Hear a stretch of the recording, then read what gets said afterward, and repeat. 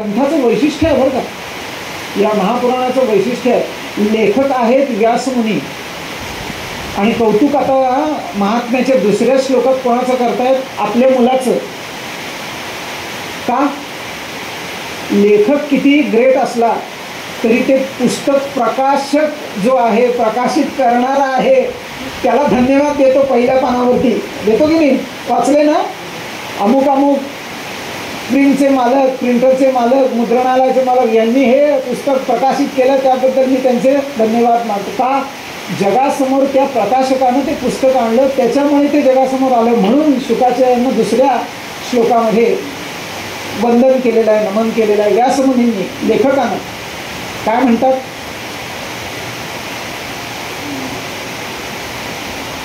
M प्रव्रजन्तमनुपेतमपेत कृत्यं द्वैपायनो विरहकातर आजुहाव पुत्रेति तन्मयतया तरवोभिनेदुः तं सर्वभूतहृदयं मुनिमानतोऽस्मि. गोपालकृष्ण भगवान की जय. यम प्रव्रजंतम अनुपेतमपेत कृत्यम, अजून मौंजी बंधन सुद्धा ज्याचं झालं नाही त्या शुकमुनींनी अशा प्रसंगी शुकाचार्यांच्या पाठीमागं व्यासमुनी लागले आणि आपळून जाऊ नकोस. शुकाचार्यांचा थोडक्यात इतिहास सांगतो आणि पुढे जातो बरं का. आईच्या गर्भामध्ये 12 वर्ष राहिली. किती वर्ष? 12. का? बाहेर आल्यानंतर ही जी माया आहे, जी भुलवते, तिला घाबरले. मग भगवान श्रीकृष्ण प्रगट झाले आणि त्यांनी त्या गर्भस्थ शुकाचार्यांना आश्वस्त केलं की माझी माया तुला काहीही करणार नाही, तू बाहेर ये. आमच्या संतांनी शुकाचार्यांचं चरित्र वर्णन केले बरं का. बामणाचे पोर एक खेळासी झाले ते 12 वर्षे लपाले रे. कापत कापत बाहेर आले आणि नागवेची पळून गेले रे. ऐक खेळिया तुझ सांग तसे ऐसे जाणून खेळ खेळे रे. बाहेर आले, माया काही त्रास देणार नाही आहे, मुक्तच झालेले होते त्यामुळे, आणि वनाचा रस्ता धरला संन्यास घेण्यासाठी. नागवेची पळून तसेच दिगंबर अवस्थेमध्ये पळायला लागले. आता 12 वर्षांनी पोरगा बाहेर आला आहे आणि घर सोडून जर निघाला तर बाप काय घरी थांबेल काय? त्याच्या पाठी धावेल ना हाका मारत. व्यासमुनी निघाले. शुका शुका शुका, थांब थांब थांब थांब, अरे कुठे चाललास? थांब. शुकाचार्यांची महती आहे का आता गंमत. हाक कोण मारतंय? व्यासमुनी. कोणाला मारतायत? शुकाचार्यांना. ज्याला हाक मारली जाते त्यानं ओ म्हटलं पाहिजे ना.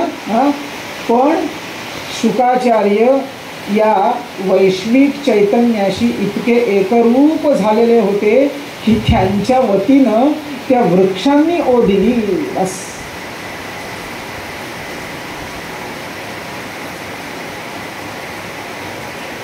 तम सर्व हृदयं मुनिमानतोस्मी. सर्व भूतांच्या हृदयामध्ये स्थिर झालेले शुकाचार्य त्यांच्या वतीनं वृक्षांनी ओ दिली. काय अधिकार आहे बघा शुकाचार्यांना. आणि मी हात जोडून आपल्याला विनंती करतो,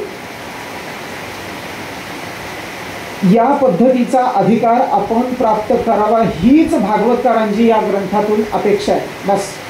माझ्या ठिकाणी असणारं जे चैतन्य आहे आणि वैश्विक चैतन्य, कॉस्मॉस चैतन्य जे आहे, ही 2 चैतन्य एक झाली की बस बस बस बस, मग मी माझा राहत नाही, मी भगवत स्वरूप होऊन जातो. आणि हे घडणं आमच्या हातून, हेच भागवताचं आमच्यासाठी ध्येय आहे. बस. हे आमच्याकडून झालं पाहिजे 7 दिवसात. आता रेडिओ बघायला मिळत नाही, पण जुना रेडिओ आठवून बघा.